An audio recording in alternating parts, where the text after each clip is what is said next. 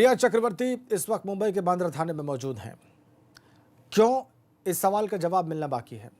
लेकिन दूसरे दिन भी रिया से पूरे दिन पूछताछ चलती रही। रिया को एनसीबी ने एक बार फिर समन दिया और मंगलवार को भी पूछताछ के लिए बुलाया है। इस मामले में शिकंजा कसता जा रहा है। माना जा रहा है कि शोविक और मिरांडा के आमने सामने बिठाकर भी यह पूछताछ की जाएगी।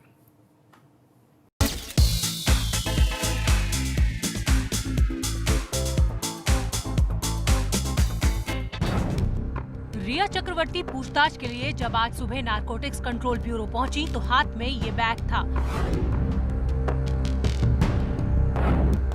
मीडिया के कैमरे और सवालों से बचते हुए रिया एनसीबी के दफ्तर तो पहुंच गई, लेकिन अंदर जो सवालों के बाउंसर रिया को मिले उससे बचना मुश्किल है। रिया चारों तरफ से हो रही सवालों की बारिश से बचने के लिए पूरी कोशिश कर रही हैं, लेकिन ऐसा हो नहीं पा रहा।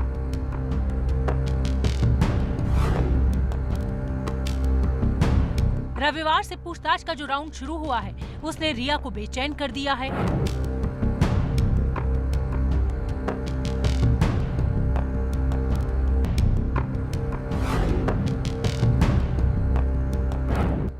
कल जब पूछताछ के बाद रिया घर पहुंची तो सबसे बचने के लिए गाड़ी से उतरते ही दौड़ लगा दी। रिया चक्रवर्ती की जो गाड़ी है वो घर के अंदर दाखिल होती हुई नजर आएगी। घर के अंदर ये देखिए, रिया चक्रवर्ती की गाड़ी जो है उनके घर के अंदर दाखिल हो गई है और पुलिस वाले आप देख सकते हैं गाड़ी के पीछे दौड़ते हुए। और अब रिया चक्रवर्ती इस गाड़ी से उतरी हैं। ये देखिए, रिया चक्रवर्ती गाड़ी से उतरकर और जाती हुई आगे की तरफ अपने फ्लैट की तरफ।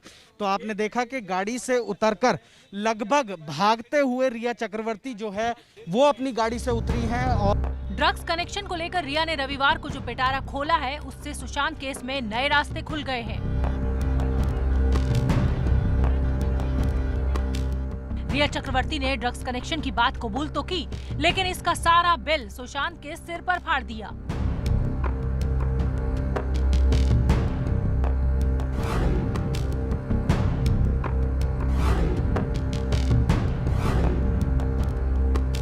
रिया से जब ड्रग्स को लेकर पूछताछ की गई तो उनका साफ कहना था कि वो खुद ड्रग्स नहीं लेती। ड्रग्स मंगवाने की बात पर रिया ने कबूल किया कि हाँ, ड्रग्स मंगवाए जाते थे, वो भी सुशांत और उनके दोस्तों के लिए। सूत्रों के मुताबिक रिया ने पूछताछ में बताया कि वो कभी ड्रग्स लेती ही नहीं थी। हाँ, सिगरेट और शराब पीने की बात जरूर मानी। रिया ने अपने गोलमोल जवाब और आंसुओं में एनसीबी को उलझा दिया और यही वजह रही कि ठीक से पूछताछ नहीं हो पाई। कल जब रिया और उसके भाई शोविक को आमने सामने बिठाकर एनसीबी ने पूछताछ शुरू की तो रिया ने रोना शुरू कर दिया।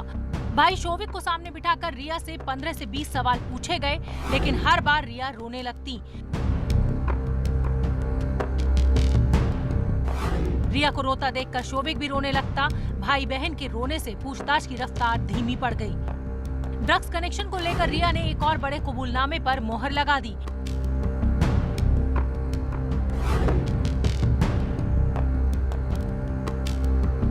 ड्रग्स कनेक्शन में गिरफ्तार बासित परिहार से रिया की 5 बार शोविक के जरिए मुलाकात हुई थी। बासित वही पेडलर था जिससे शोविक ड्रग्स लाता था। बासित शोविक से मिलने घर भी आता था।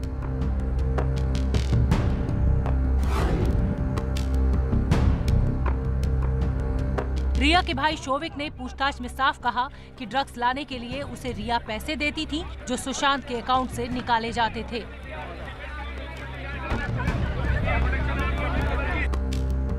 रिया सिर्फ ड्रग्स मंगवाती ही नहीं थी, बल्कि गिरफ्तार दूसरे ड्रग्स पेडलर जैद को भी कोऑर्डिनेट करती थी। एनसीबी के सामने रिया ने ड्रग्स को लेकर शोविक के साथ 15 मार्च और सैमुअल के साथ 17 मार्च की व्हाट्सएप चैट की बात भी कबूल कर ली है। एबीपी न्यूज ने सबसे पहले ड्रग्स को लेकर रिया की चैट की खबर दिखाई थी। सुशांत की मौत के मामले में ड्रग्स एंगल की जांच में अब तक 9 लोगों की गिरफ्तारी हो चुकी है।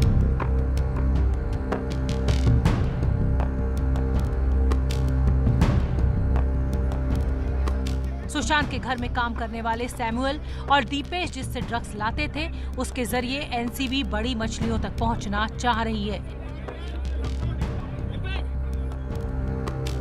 शुरुआत में 4 दिन अकेले पूछताछ में रिया ने जैसे तैसे जवाब तो दे दिया, लेकिन जैसे ही सुशांत के घर में काम करने वालों से आमने सामने बिठाकर पूछताछ शुरू हुई है तो रिया की परेशानी साफ नजर आ रही है।